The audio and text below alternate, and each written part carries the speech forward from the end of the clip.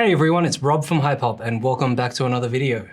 In this one, we're taking a closer look and unboxing the brand new Godox SL60 Mark II.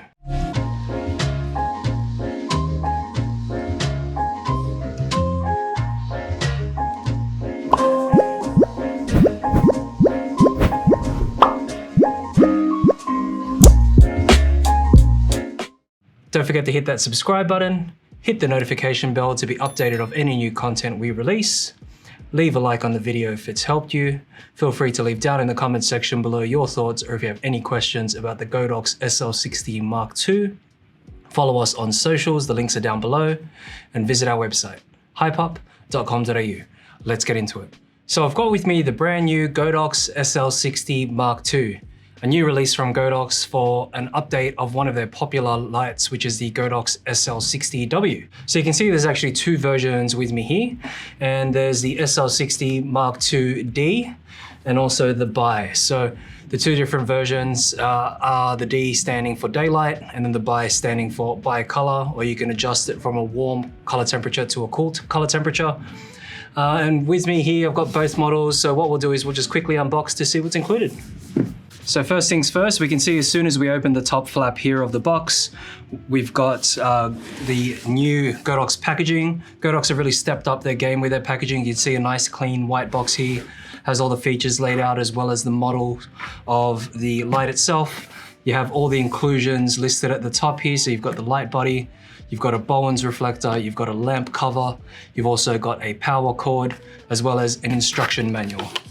And inside, firstly, we've got that instruction manual. We also have a power cord now as well that has a nice little Godox cable tie. Then we have the Godox SL60 Mark II-D light itself, as well as the reflector. And this is one of those upgraded reflectors. Also, you can see there's a bit of baffling on the inside there. Nice textured inner silver lining, as well as the Bowens mount you can see. So I've got the Godox SL60 Mark II-D sitting on a smaller desktop stand here. This is the Spectrum 43cm light stand. The light itself, for those of you that don't know, the light is a continuous COB LED light. Now COB means chip on board, so that means there's an LED chip which is sitting at the front here that produces the light source for this particular light. Now the advantage of these types of lights as opposed to other LED lights that have the individual bulbs, or perhaps they're on a panel of some sort, are that there's a single point light source that's usually or typically a stronger light source. And in this case, it's a 60-watt LED light source. You can see it is a Bowens mount, so that is a unique feature to these mono light style LEDs. So that means you can mount a range of different lighting modifiers, including softboxes, barn doors, reflectors, snoots, a whole lot of modifiers that can work with a light like this. Now, if you haven't seen our video about the different softbox lighting modifiers, I'd suggest you look at that, so click the link up above, and that goes through all the different types of modifiers that would be compatible with a light like this. On top of that, this is a natural daylight rated light, so it is a 5600 Kelvin light. So that means all your colors and in your photos and your videos are going to be coming across nice and accurate, especially because it has a 96 plus rating. So that's a CRI 96 plus, and it also has 60 watts of output power. So usually in a unit like this, you're sort of working with power output that's larger than, say, an LED panel or a strip of LEDs or something a little bit smaller. So that's also another advantage, is because the majority of these lights are also mains powered, such as the SL60 Mark II. Now, you do have this Bowens mount as mentioned, and it is a smaller casing. So in terms of all the similarities to the previous model, the main similarities would be that it comes in this monolight form. It's also a daylight rated light. It has a high CRI rating. It also has its Bowens mount, and it's something that can be mounted on a stand just like this. That's where all the similarities end. So you do have a few differences, including the fact that the light itself is a little bit smaller. So I happen to have the older SL60 with me here. Now, if you have these side by side, you can actually see that the light itself, or the form factor of the body, has reduced in size, and also the build quality of the light is a little bit better in the new Mark II version. Now, for those of you that are familiar with the larger light source, the SL100D, and also there's an SL100-BI, it is a similar sort of make of this new SL60 Mark II. So that's also a great feature in terms of being able to reduce the size. So the form factor is a lot easier, you can get into tighter spaces. And also it's easier to just pack away and set up if you need to, or if you need to bring it around with you. Now, in terms of the light itself, you can see there are a few similarities, but another big difference that you can see, if I just put this up in the camera, that this older model, the SL60-II, has a square COB chip, whereas the SL60 Mark II has a round COB chip. You still have the heatsink that protrudes out of the actual body itself, and that's for when you're using a reflector or using a lighting modifier, the actual light source starts within the actual lighting modifier rather than inset or back into the body itself. So that produces a better, more even natural light. Now on the back, you can see the controls look a little bit different also. And you can see that SL60 Mark II has a few more buttons here, including group and channel, because you can remote control operate these lights here. But not only that, so you do have the group and channel operation here with the remote control for the previous model, but you do have compatibility with Godox's new Light App, which you can see on the box there. It's actually listed on the box, Godox Light App. And with that, you can actually control single lights or groups of lights in your lighting configuration or your setup. So if you have a few of these or even just an individual light, you're able to control them via an app, whether that's on a smart device or a tablet. It's a lot more convenient to control them, especially if you have them set up on stands and away from you, or if you're doing a one-person sort of setup. So it's really convenient. And that's what this Bluetooth functionality is about here. So you've got the Bluetooth button, and then also you have the FX button. So the FX button is a new feature in the Mark II that's different to the original version. And you do have some lighting effects included, which is useful to have, especially if you have some scenes in mind, or you want to mimic out certain scenarios. It's a useful feature to have, and it's just an added bonus given that the pricing difference for these two models isn't too steep. So in Australia here, it's the SL60 Mark II-D is priced at $219.99, about $220, whereas the previous model is approximately $210 or so. So there's only about a $10 difference for all those added features. So if you are in the market for a 60-watt LED light, then you'll likely be looking at one of these two here and likely be going for the upgrade given the amount of features that you have on the new model. So in terms of the features of the brand new SL60 Mark II, firstly, we have that Bowens mount. It's a COB LED light that's rated at 60 watts. It has a CRI rating of 96 plus. It also has dimming between 0 and 100% at 5600 Kelvin of natural daylight. That's the color temperature. You also have 8 lighting effects, as well as compatibility with Godox's Light App also, and you can obviously control the light via the onboard controls too. Now in terms of turning it on, so I've got this all connected up now, and operating it's simple as turning it on there. You also have 2 dials here, so one dial usually controls the FX there, so you can see if I press the FX, you can cycle through the different types of effects. So you can see it's changing between 2, 3, 4, 5. And when you turn up the intensity there, you can see the different types of effects are flashing behind me here. So you can cycle through the 8 different types of effects that are present on the light. Now this is different to the previous model. And on top of that, on the right side here, you've got the dimming knob. So you do have a true 0%. And you can see once that's on 0% there, there's no light that's coming out of the unit. And you can increase that all the way up to 100% at 1% stop increments there. And you can also fast increase that, which is a nifty feature to have, because some units, even though you're spinning the wheel as much as you can, it's sort of only going up a certain number of percentage, but I can go from 0 to 100 pretty quickly there, as you can see. Now you can see on this model, it only has a 5600 Kelvin in terms of the color temp. However, on the bi-color version, you're able to change the color temperature between the warm or cooler tones. Now in the FX, that's the button there, but if you're wanting to change the group and channel, and that's if you're using the remote controller. Now this is a physical remote control that's sold separately. It's not included in the box. However, you can change the group. So you can see when I press the group, the actual group icon here is flashing, and I can change the group with the right dial here, from A through to 0 basically. And that's quite a few groups. So I believe that's 16 groups. And you also have channels too. So you can change these channels. I think there's 32 different channels there that you can cycle through. So 16 groups and 32 channels. And then when you hold the group and channel buttons, it highlights the ID, and you can see that's flashing, and you can change the ID. Now, why would you use the ID? ID is the third factor that allows you to, ensure there's no interference with the lights, especially because a lot of these lights now work on a 2.4 gigahertz wireless system. Now, there are a lot of devices, just in everyday life that operate at this sort of frequency, especially if you are using other lights. So in most cases, you can have this off and it'll be completely fine. And you'd be able to operate the light either using the Bluetooth function or the group and channel only.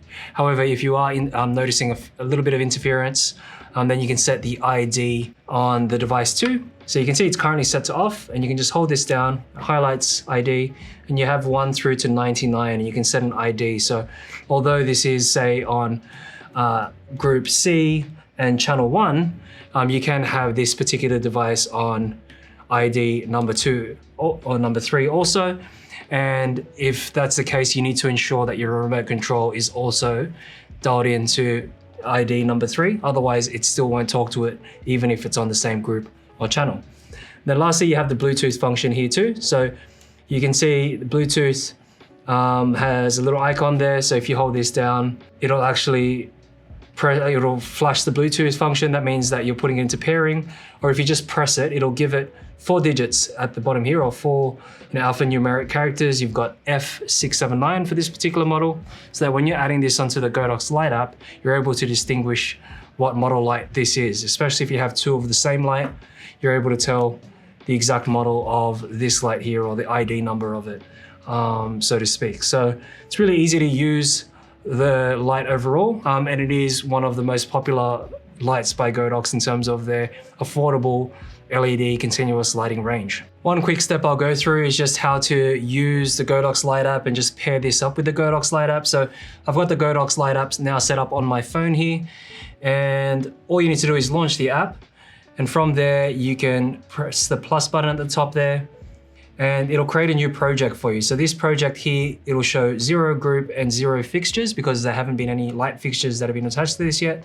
So you can click into the project, and then from here you can continue to add fixtures. So you can press the plus button at the bottom, add fixtures, and you can see immediately it's picking up some lights around me, and it is picking up that F679 that you can see on this particular model light. So I'll add that and press confirm, and from there you can see that it's just going through the motions all the way up to 100% to pair the light. It says pairing successful, and I now have the light in my project here on the app. And the convenient thing about this is obviously you can control this wirelessly without the need to have to buy the remote control, or if you have multiple lights, it's just a way more convenient feature. So from here, I've got it on, it's only on 25%. You can see I can turn off the unit by switching this on and off.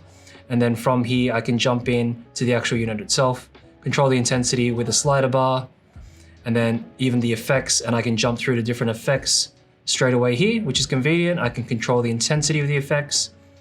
And each of these effects too have different types of speeds or settings for that particular effect. So for flashlight, as an example, you have the first model here, which is just a continuous on or off flashing. And then for 2, you have sort of a slower flashing. And with 3, you've got faster as well. And then you've got lightning, obviously, and you've got broken bulb, TV, etc. And you can jump back into your fixtures like so and still control and operate the light itself. You do have the capability to firmware update these lights on the fly also. So that's a nifty feature to have. So if Godox, from time to time release firmware updates for whatever reason, whether it's compatibility or upgrade features for the software, then you're able to do that through the light itself. So I've actually got my main key lights off here in the studio because what I wanted to do is just run a really quick test here as to the output of the SL60 Mark II. So I've actually got the Sekonic C800 Spectromaster here, the light meter. So just turning on the light. So I've just got a position about 1 meter away from me here, bare bulb without any reflector or anything like that. And I've just got the reading setting here. So I'm just going to measure this really quickly from about 1 meter away, which is a little bit more than arm's length there. And we're looking at approximately 4,590 lux in terms of the reading. And the CCT is coming out at about 5,800 or so. So I'll just do a few more readings there just to make sure we're pretty accurate. So it's even getting higher readings here, about 4,800, 4,900 or so, even closer to that 5,000 range. And this is at full output. Now, when I turn this off and add the reflector, we should get higher ratings most definitely. So I've just attached the reflector there. And now I've attached the reflector and it's already really bright. So I'm getting all the way up to 40,000 lux 2 in terms of a reading and 5,700 in terms of metering. So in terms of a light source compared to the previous model, which is the SL60-II, it is a little bit more powerful overall in terms of the light. And that could be due to the round COB chip. Now these LED chips are rated to last 50,000 hours, which is amazing considering, you know, if you calculate that with 24 hours in a day, continuously on, that's gonna be more than 5 or so years. So that's amazing in terms of a lifespan, so you won't be needing to change these LED chips anytime soon. And if you have it on, you know, for extended periods, if you're shooting a video or if you're doing product photography or if you have it up against the subject, it doesn't produce much heat whatsoever. So that means, you know, it's a nice cool light as well as an accurate light and a really versatile light that you can use for all sorts of things. As I mentioned, photography, video, YouTube setups, etc. So really a useful light overall. Now quickly just looking at the bi-color version here, and this is the SL60-II bi, and turning this on here, just the differences in terms of the color temperature. So same thing, you can control it from 0 to 100%, but the only difference here is that you can change the color temperature now of the light, and all you do is spin the left wheel here, and you can see it's producing a warmer color temperature here. So it goes from 2800 Kelvin, and you can increase that in 100K stops all the way up to 6500 Kelvin. So a little bit cooler there too. And you can see just increasing that and changing the color temp. So it's changing. Now this is really useful to have a bi-color light, especially for certain different situations. So a lot of the times when you're shooting film or videos, you need warmer color temperature lights for different skin tones, different sort of moods, different creative choices. So rather than a daylight light, you can sort of just change the color temperature on board here. Now other ways to do this with a daylight light would be with some color gels or color correction gels. You can typically do that with a daylight light. However, it's just good to have this on board now. It does cost a little bit more for this light. I believe it's $239.99 here in Australia. So just keeping that in mind, if you do want that feature, you will be paying a little bit more for it. We actually used the brand new Godox SL60 Mark II in a recent shoot with some product photography at a kitchen studio recently. So if you want to take a closer look at that video, click the link up above. So that was just our quick unboxing and review of the brand new Godox SL60 Mark II. Now we have reviewed the older model, the SL60-II, and compared that to a standard fluorescent softbox. So if you wanted to take a closer look at that one, click the link up above. And we produce lots of videos like this, so don't forget to hit that subscribe button, hit that notification bell to be updated of any new content we release. Leave a like on the video if it's helped you. Feel free to leave down in the comments section below your thoughts, or if you have any questions about the SL60 Mark II, follow us on socials, the links are down below, and visit our website, hypop.com.au. Thanks for watching.